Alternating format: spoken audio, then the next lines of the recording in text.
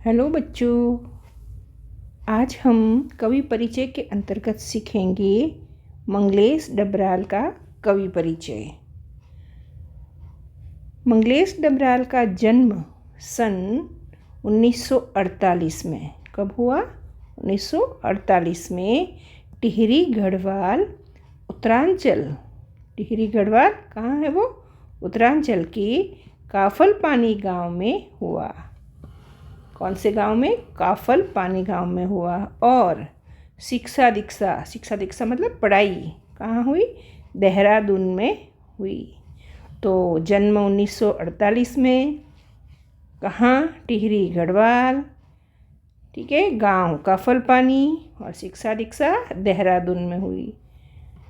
आगे देखते हैं, फिर वो दिल्ली आ गए, ठीक है। शिक्षा दीक्षा के बाद कहाँ आए? दिल्ली, ठीक है। वहाँ वो काम करने लगे, ठीक है। किस में? हिंदी पैट्रियट, प्रतिपक्ष, आसपास, इनमें काम करने के बाद वे भोपाल में भारत भवन से प्रकाशित होने वाले पूर्वग्रह नाम का जो कोई संपादक, जो वे भोपाल में भारत भवन से प्रकाशित होने वाले पूर्वग्रह में वो सहायक संपादक हुए। संपादक किस में होते हैं? जो लेखन का कार्य होता है ना, उसमें वो संपादक हुए, ठीक है। कहाँ हुए? तो क्या भाई, भोपाल में भारत भवन से जो प्रकाशित होने वाला पूर्वग्रह था, वहाँ वो सहायक संपादक हुए, ठीक है। आगे देखते हैं, इलाहाबाद और लखनऊ, ठीक है। कौन सी जगह? इलाहाबाद और लखनऊ। वहाँ से प्रकाशित अमृत प्रभात, वहाँ क्या प्रकाशित होता था, यानी कि क्या छपता था? अमृत प्रभात। उसमें उन्होंने कुछ दिन नौकरी की, ठीक है। और सन 1983 में, कब? सन 1983 में जनसत्ता अखबार में साहित्य संपादक का पद संभाला। साहित्य होता है ना, साहित्य के बारे में, यानी कि जो हम ये कहानी, रचना, कविता वगैरह होता है ना, उपन्यास, ये सब साहित्य होता है। तो उनके वो संपादक का पद उन्होंने संभाला, ठीक है। कुछ समय सहारा समय, कहाँ? सहारा समय, उसमें वो संपादन का कार्य करने के बाद आजकल वे नेशनल बुक ट्रस्ट से जुड़े हुए हैं। किससे जुड़े हुए हैं? नेशनल बुक ट्रस्ट से जुड़े हुए हैं, ठीक है।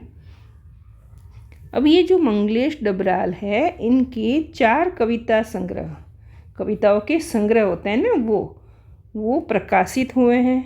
कितने हुए हैं? 4। ये सब ध्यान रखना है। ये छोटे छोटे प्रश्नों के रूप में, बस अदा वाले वैकल्पिक प्रश्नों में और खाली जगह में ऐसे आते हैं, ठीक है। तो कविता संग्रह में क्या है था उनका? पहला था पहाड़ पर लालटेन, घर का रास्ता, हम जो देखते हैं, आवाज़ भी एक जगह। ये चारों इनके क्या है? कविता संग्रह है, ठीक है। उनको सम्मानित भी किया गया था।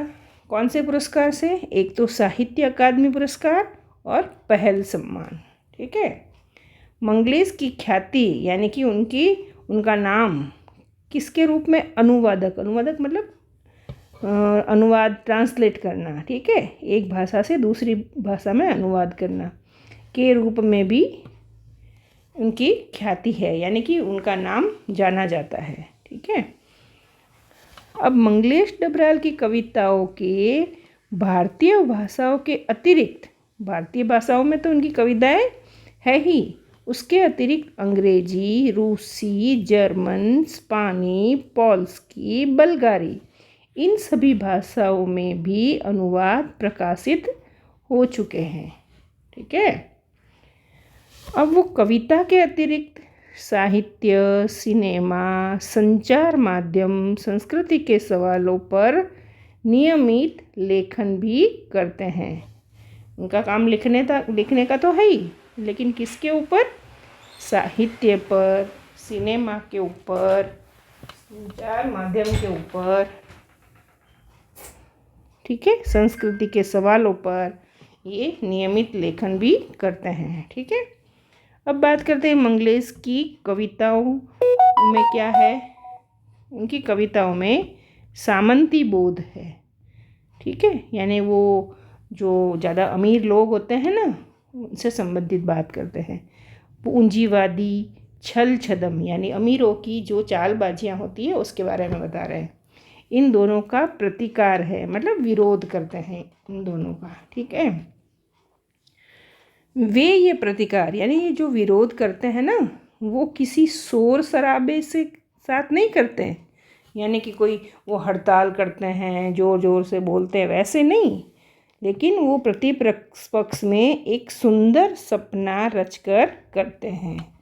ठीक है, उनका सौंदर्य बोध सूक्ष्म है, यानी कि जो सुंदरता देखने का उनका नज़रिया है वो बहुत बारीक है। वो छोटी से छोटी बात को बहुत ध्यान से समझते हैं। और उनकी भाषा ऐसी होती है, पारदर्शी है।